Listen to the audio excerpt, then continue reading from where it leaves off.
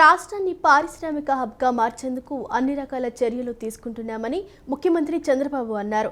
సంపద సృష్టించేందుకు ఉన్న అన్ని అవకాశాలను ఉపయోగించుకోవాలని కలెక్టర్లకు సూచించారు. స్పీడ్ ఆఫ్ డూయింగ్ బిజినెస్లో ఎలా ఉన్నామో జిల్లాల వారీగా వివరాలు ఉండాలన్నారు. గత వైకాపా హయాంలో పెట్టుబడులకు ఎవరూ ముందుకు రాలేదని, ఉన్న కంపెనీలు కూడా పారిపోయిన పరిస్థితి అందరం చూశామన్నారు. వనరులు ఉన్నా సరైన రీతిలో ఉపయోగించుకోవాలని, లేదంటే వ్యర్థమే అని చంద్రబాబు అన్నారు. సచివాలయంలో సీఎం చంద్రబాబు అధ్యక్షతన 2వ రోజు కలెక్టర్ల సదస్సు ప్రారంభమైంది. పెట్టుబడులు, వైద్యం, సూపర్ 6 సంక్షేమం, ఆదాయార్జన శాఖలు, విద్య, నైపుణ్యాభివృద్ధి తదితర అంశాలపై చర్చిస్తున్నారు. జిల్లాల వారీగా పెట్టుబడులు, ఉద్యోగ అవకాశాలను సీఎం అధికారులకు వివరించారు. నీటిని సక్రమంగా వినియోగించుకుంటేనే ప్రయోజనం ఉంటుందని సీఎం అన్నారు. భవిష్యత్తు తరాలకు ఎలాంటి ఇబ్బంది లేకుండా చూడాల్సిన బాధ్యత మనందరిపై ఉందన్నారు. అమరావతిలో క్రియేటివ్ సిటీ ఏర్పాటు చేయనున్నట్లు సీఎం చంద్రబాబు ప్రకటించారు. ఏఐ, ఫిలిం, కంటెంట్ క్రియేషన్ పరిశ్రమలకు పెద్దపీట వేస్తామని చెప్పారు. ఏమీ లేని ప్రాంతాల్లోనే కొన్ని దేశాల్లో టూరిజం అభివృద్ధి చేస్తున్నారని, రాష్ట్రంలోనే అనేక చారిత్రాత్మక ప్రాంతాలు, పుణ్యక్షేత్రాలు ఉన్నందున వాటిని అభివృద్ధి చేసే అంశంపై దృష్టి పెట్టాలని జిల్లా కలెక్టర్లకు సూచించారు. సూర్యలంక మరో గోవాగా తయారవుతుందన్నారు. తిమ్మమ్మ మర్రిమాను వద్ద మౌలిక సదుపాయాలు కల్పిస్తే బాగుంటుందన్నారు. ఖమ్మం చెరువు ఆసియాలోని అతిపెద్ద మానవ నిర్మిత నీటి వనరని చంద్రబాబు అన్నారు. స్పీడ్ ఆఫ్ డూయింగ్ బిజినెస్లో జిల్లా కలెక్టర్లు పోటీ పడాలని ముఖ్యమంత్రి చంద్రబాబు సూచించారు. స్పీడ్ ఆఫ్ డూయింగ్ బిజినెస్ జిల్లాల వారీగా ర్యాంకులు ఇస్తామని తెలిపారు. పెట్టుబడులు రాబట్టడంలో కలెక్టర్లు క్రియాశీలకంగా ఉండాలని సీఎం స్పష్టం చేశారు. జిల్లాల్లో ఉన్న అవకాశాలు, అనుకూలతల ఆధారంగా పెట్టుబడులు సహా వివిధ రంగాలను ప్రోత్సహించేలా కలెక్టర్లు ప్రణాళికలు సిద్ధం చేయాలని సీఎం ఆదేశించారు. Visakhapatnam, Amaravati, Tirupati economic region development ప్రాంతాలుగా అభివృద్ధి చేస్తున్నామని వివరించారు. భూ కేటాయింపులు కూడా యుద్ధ ప్రాతిపదికన జరిగేలా కలెక్టర్లు చూడాలని సూచించారు. All district collectors and planning board ministers, your responsibility is to attract investment. To create wealth, మనం అంతా కూడా నాలెడ్జ్ని అప్డేట్ చేసుకుంటున్నాం. ఇక్కడ బ్రెయిన్ స్టార్మింగ్ సెషన్స్ చేస్తున్నాం. స్ట్రక్చరల్ డెఫిషియన్సీస్ని కరెక్ట్ చేసుకుంటున్నాం. Bench mark globally and nationally, state wise, then district wise. ఇప్పుడు నేను స్టేట్లో బిగ్ ఇన్వెస్ట్మెంట్స్ వచ్చి కొన్ని ప్రాంతాలకే పరిమితం అయితే ఆ ప్రాంతాలే బాగుపడతాయి. వాళ్ళకే ఎక్కువ ఎంప్లాయ్మెంట్ ఆపర్చునిటీస్, లేకపోతే పర్ క్యాపిటల్ ఇన్కమ్ పెరగడం, ఇవన్నీ వాళ్ళకే జరుగుతాయి.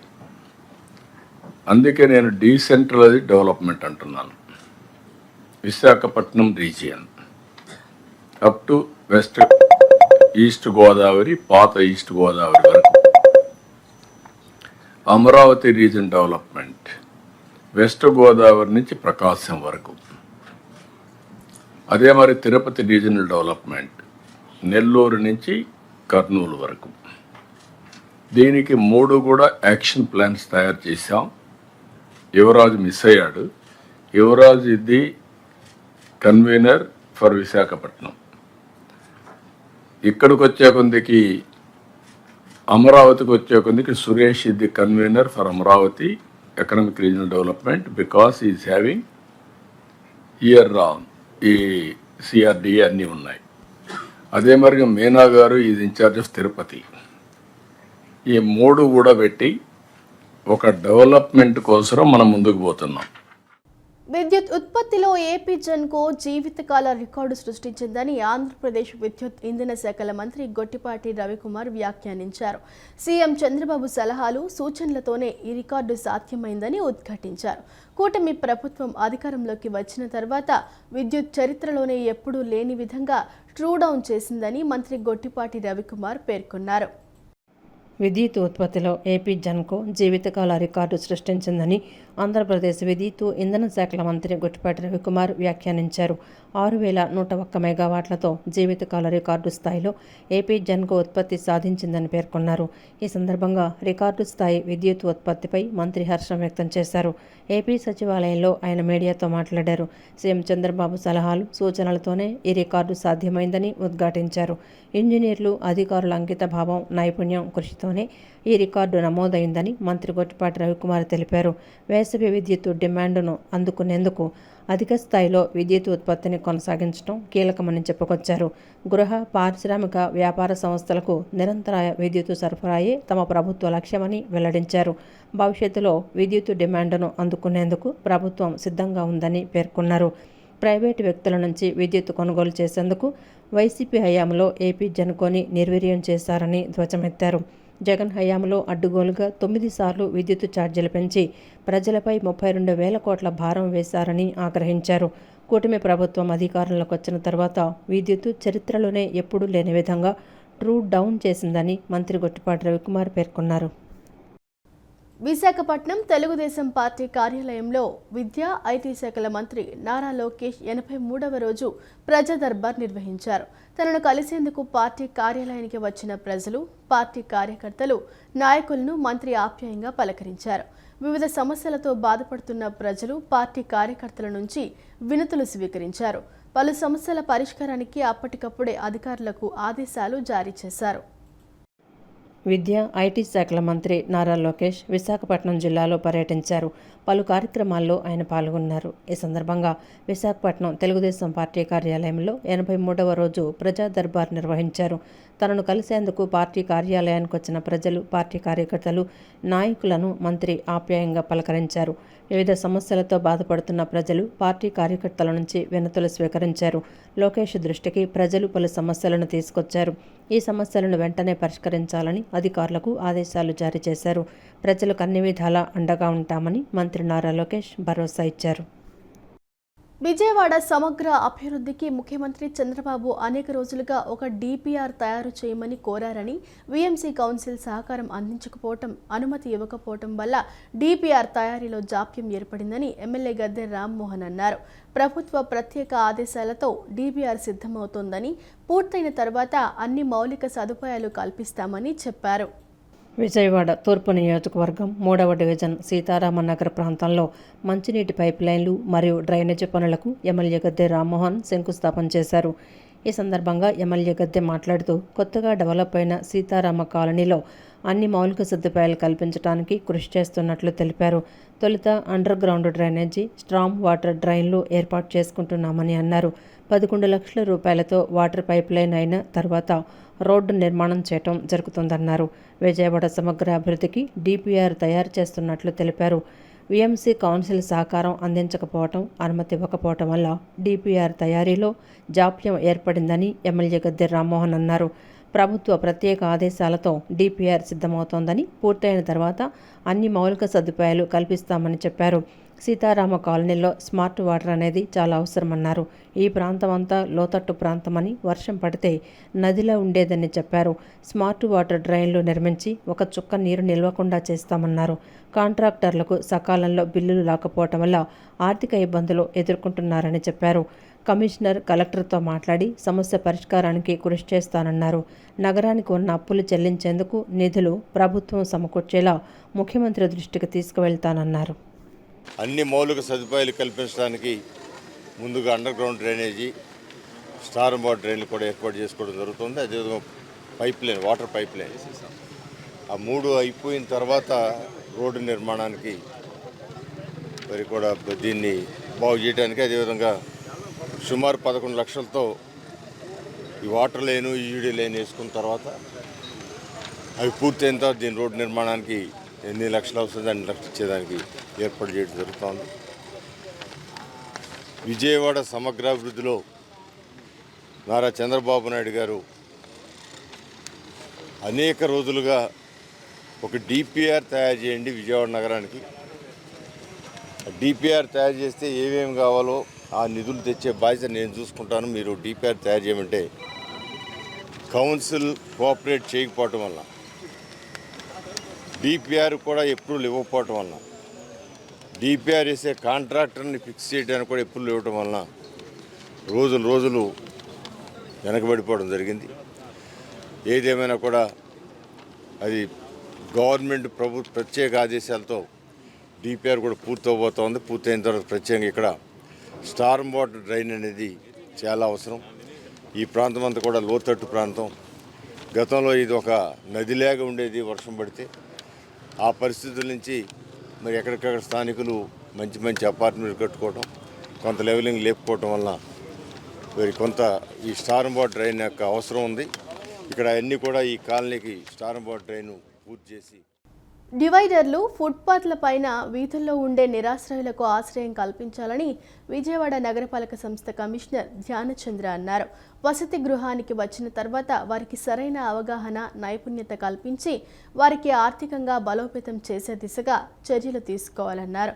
నగరంలోని మరుగుదొడ్లన్నీ మరమ్మతులు లేకుండా చూసుకోవాలని, వసతుల్లో ఏమైనా లోపాలు ఉంటే వెంటనే వాటిని పూర్తి స్థాయిలో పరిష్కరించాలన్నారు. విజయవాడ నగరపాలక సంస్థ కమిషనర్ ధ్యానచంద్ర తన పర్యటనలో భాగంగా వేముల శ్యామలాదేవి రోడ్డు, సీతారాంపురం, సాంబమూర్తి రోడ్డు, గవర్నర్పేట, పూర్ణానందపేట, అయోధ్యనగర్ ప్రాంతాలన్నీ పర్యటించి క్షేత్రస్థాయిలో పరిశీలించారు. పూర్ణానందంపేట, మామిడికాయపాక ప్రాంతాలన్నీ పర్యటించి అక్కడున్న నిరాశ్రయుల వసతి గృహాన్ని పరిశీలించి అక్కడ వసతులను పూర్తి స్థాయిలో కల్పించాలన్నారు. డివైడర్లు, ఫుట్పాత్లపైన వీధుల్లో ఉన్న నిరాశ్రయులకు ఆశ్రయం కల్పించే విధంగా యూసీడీ విభాగం చర్యలు తీసుకోవాలని అధికారులను ఆదేశించారు. వసతి గృహానికి వచ్చిన తర్వాత వారికి సరైన అవగాహన కల్పించి, నైపుణ్యత కల్పించి వారిని ఆర్థికంగా బలోపేతం చేసే దిశగా చర్యలు తీసుకోవాలని అన్నారు. వేముల శ్యామలాదేవి రోడ్డు, సీతారాంపురం వద్దున్న విజయవాడ నగరపాలక సంస్థ మరుగుదొడ్లను పరిశీలించారు. నగరంలోని మరుగుదొడ్లన్నీ మరమ్మతులు లేకుండా చూసుకోవాలని, వసతుల్లో ఏమైనా లోపాలు ఉంటే వెంటనే వాటిని పూర్తి స్థాయిలో పరిష్కరించాలని, మరుగుదొడ్ల నిర్వహణ పనులను ఎప్పటికప్పుడు అధికారులు పర్యవేక్షిస్తూ ఉండాలన్నారు. గవర్నర్పేట వెహికల్ డిపో వద్దున్న అవుట్ఫాల్ డ్రైనేజ్ పంపింగ్ స్టేషన్ను పరిశీలించారు. డ్రైనేజ్ పంపింగ్ స్టేషన్ కెపాసిటీ పెంచి మురుగునీరు ప్రవాహంలో ఎటువంటి ఇబ్బందులు లేకుండా చూసుకోవాలని అధికారులను ఆదేశించారు. అయోధ్య నగర్ వద్ద గల అన్నా క్యాంటీన్ను క్షేత్రస్థాయిలో పరిశీలించారు. అక్కడున్న ప్రజలతో మాట్లాడి అన్నా క్యాంటీన్లో ఉన్న వసతులు, నిర్వహణ, ఆహార నాణ్యత ఎలా ఉంది వంటి అంశాలపై అడిగి వారి అభిప్రాయాలు తెలుసుకున్నారు. ప్రజలన్నీ బాగున్నాయని చెప్పగా సంతృప్తి చెందారు. ఈ పర్యటనలో zonal commissioner Ramya Keerthana, chief medical health officer doctor K Arjuna Rao, chief engineer incharge P Satyakumari, superintendent engineer Chandrasekhar తదితరులు పాల్గొన్నారు. వైఎస్ఆర్ ఆశయాలను ముందుకు తీసుకువెళ్లడానికే జగన్మోహన్ రెడ్డి వైఎస్ఆర్ కాంగ్రెస్ పార్టీని స్థాపించారని మాజీ మంత్రి బెల్లంపల్లి శ్రీనివాస్, ఎన్టీఆర్ జిల్లా అధ్యక్షులు దేవినేని అవినాష్ అన్నారు. అధికారంలోకి వచ్చిన తర్వాత ఇచ్చిన ప్రతి హామీని అమలు చేసి చూపించారని, పేదలకు అన్ని విధాలుగా అండగా ఉంటూ న్యాయం చేశారన్నారు. వైఎస్ఆర్ పేరు చెబితేనే ఎన్నో పథకాలు గుర్తుకు వస్తాయని తెలిపారు. 40 ఏళ్ల ఇండస్ట్రీ అని చెప్పుకునే చంద్రబాబు పేదలకు చేసిందేమీ లేదన్నారు. రాబోయే కాలంలో మళ్లీ వైసీపీ అధికారంలోకి వచ్చే విధంగా ప్రతి కార్యకర్త కృషి చేయాలని కోరారు.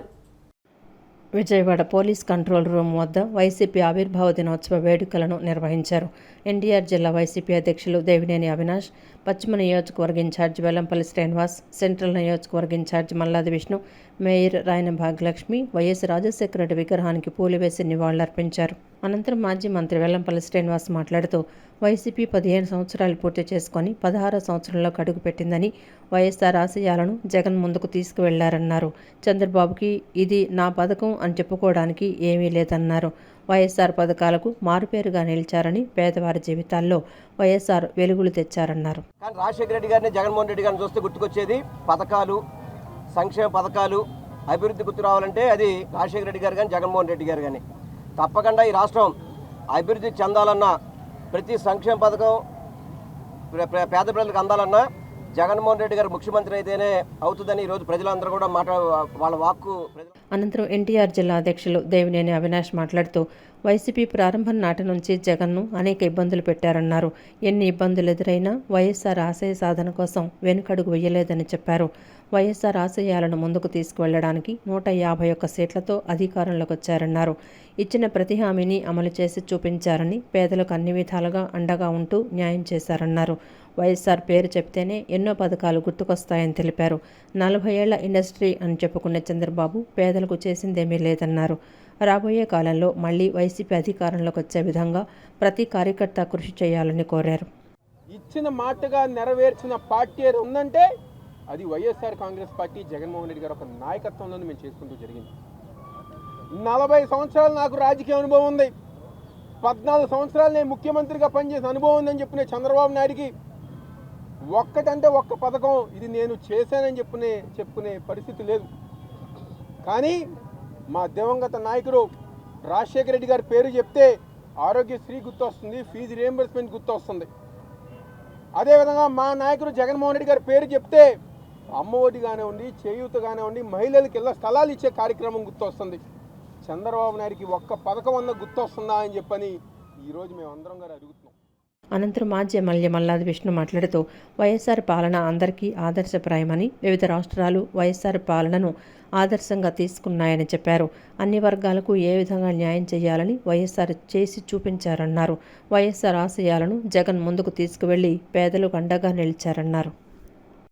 ఆ రోజుల్లోనే ప్రధానమంత్రి మన్మోహన్ సింగ్ గారు రాజశేఖర రెడ్డి గారి యొక్క పరిపాలనని ఇతర రాష్ట్రాల ముఖ్యమంత్రులు అందరూ కూడా ఆదర్శంగా తీసుకోండి, ఆంధ్రప్రదేశ్లో అమలు చేస్తున్నటువంటి సంక్షేమ అభివృద్ధి కార్యక్రమాలని పరిగణలోకి తీసుకోండి అని చెప్పారు. అంటే ఆంధ్రప్రదేశ్లో వైఎస్ గారి పరిపాలన ఏ రకంగా ఉందో మనందరికీ కూడా తెలిసినటువంటి విషయం. ఆయన మరణానంతరం ఆయన పేరు మీద స్థాపించినటువంటి వైఎస్ఆర్ కాంగ్రెస్ పార్టీ జగన్మోహన్ రెడ్డి గారి నాయకత్వంలోను మొట్టమొదటి ఎన్నికల్లో పోటీ చేసినప్పుడు 69 సీట్లు వచ్చినప్పటికీ కూడా 2019లో ఈ రాష్ట్రంలో అధికారంలోకి రావటం అంటే ఏ రకమైనటువంటి పరిపాలన ప్రజలకు గుణదలలోని వైసీపీ ఎన్టీఆర్ జిల్లా కార్యాలయంలో వైసీపీ ఆవిర్భావ దినోత్సవ వేడుకలను నిర్వహించారు. ఎన్టీఆర్ జిల్లా అధ్యక్షులు దేవినేని అవినాష్, రాష్ట్ర సీనియర్ నాయకులు కడియాల బుచ్చిబాబు వైసీపీ శ్రేణులతో కలిసి రాజశేఖర రెడ్డి విగ్రహానికి పూలమాలలు వేసి ఘన నివాళులు అర్పించారు. అనంతరం పార్టీ జెండా ఆవిష్కరించి పార్టీ బలోపేతానికి కృషి చేసిన పార్టీ నాయకులు, కార్యకర్తలకు, ప్రజాప్రతినిధులకు ఆవిర్భావ దినోత్సవ శుభాకాంక్షలు తెలియజేశారు. ఈ కార్యక్రమంలో వైఎస్ఆర్ కాంగ్రెస్ పార్టీ హోదాలో ఉన్న రాష్ట్ర, జిల్లా, నియోజకవర్గ, డివిజన్, మండల స్థాయిలో పదవుల్లో ఉన్న నాయకులు, డిప్యూటీ మేయర్, కార్పొరేటర్లు, డివిజన్ ప్రెసిడెంట్లు, ముఖ్య నాయకులు, కార్యకర్తలు, సోషల్ మీడియా నాయకులు పాల్గొన్నారు. దివంగత వైఎస్ఆర్ మరణానంతరం వైఎస్ జగన్మోహన్ రెడ్డి నేతృత్వంలో వైసీపీ ఆవిర్భవించిందని ఆ పార్టీ సెంట్రల్ ఇన్ఛార్జ్ మల్లాది విష్ణు పేర్కొన్నారు. అధికారంలో ఉన్నా లేకపోయినా నిరంతరం ప్రజల పక్షాన నిలిచామని చెప్పారు. ప్రజల పక్షాన వైసీపీ ఎప్పుడూ ఉంటుందని, రాబోయే 3 ఏళ్లు కార్యకర్తలు అంకిత భావంతో పనిచేయాలని మల్లాది విష్ణు పిలుపునిచ్చారు. వైఎస్ఆర్ కాంగ్రెస్ పార్టీ 16వ ఆవిర్భావ దినోత్సవాన్ని సెంట్రల్ నియోజకవర్గంలో ఘనంగా నిర్వహించారు. ముత్యాలంపాడులోని గవర్నమెంట్ ప్రెస్ వద్ద జరిగిన కార్యక్రమంలో మాజీ ఎమ్మెల్యే, ఆ పార్టీ సెంట్రల్ ఇన్ఛార్జి మల్లాది విష్ణు పాల్గొని వైఎస్ రాజశేఖర రెడ్డి విగ్రహానికి పూలమాలలు వేసి నివాళులర్పించారు. అనంతరం మిఠాయిలు పంచారు. ఈ సందర్భంగా మల్లాది విష్ణు మాట్లాడుతూ దివంగత వైఎస్ఆర్ మరణానంతరం వైఎస్ జగన్మోహన్ రెడ్డి నేతృత్వంలో వైసీపీ ఆవిర్భవించిందని చెప్పారు. 15 సంవత్సరాల సుదీర్ఘ ప్రస్థానంలో అనేక ఒడిదుడుకులు ఎదుర్కొందని చెప్పారు. అధికారంలో ఉన్నా లేకపోయినా నిరంతరం ప్రజల పక్షాన నిలిచామని చెప్పారు. జగన్ 5 ఏళ్ల పాలనలో 3 లక్షల కోట్ల మేర సంక్షేమ పథకాలు అమలు చేశామని చెప్పారు. కూటమి పాలనలో అవినీతి పెచ్చురిల్లిందని చెప్పారు. వైసీపీ హయాంలో పారదర్శకంగా అన్ని పథకాలు ఇచ్చామని గుర్తు చేశారు. వైసీపీ రాష్ట్రంలో లేకపోతే తెలుగుదేశం ప్రజలను అనేక ఇబ్బందులు పెట్టేదని ఆరోపించారు. ప్రజల పక్షాన వైసీపీ ఎప్పుడూ ఉంటుందని చెప్పుకొచ్చారు. రాబోయే 3 ఏళ్లు కార్యకర్తలు అంకిత భావంతో పనిచేయాలని మల్లాది విష్ణు పిలుపునిచ్చారు. ఈరోజు ప్రజలకు మేలు జరుగుతోంది. ఫీజు రియంబర్స్మెంట్, అమ్మఒడి, చేయూత, ఆసరా, రైతులకి ఇట్లాగా మా ప్రభుత్వంలో పనిచేయడం జరిగింది. కానీ ఈరోజు ఏం జరుగుతుంది?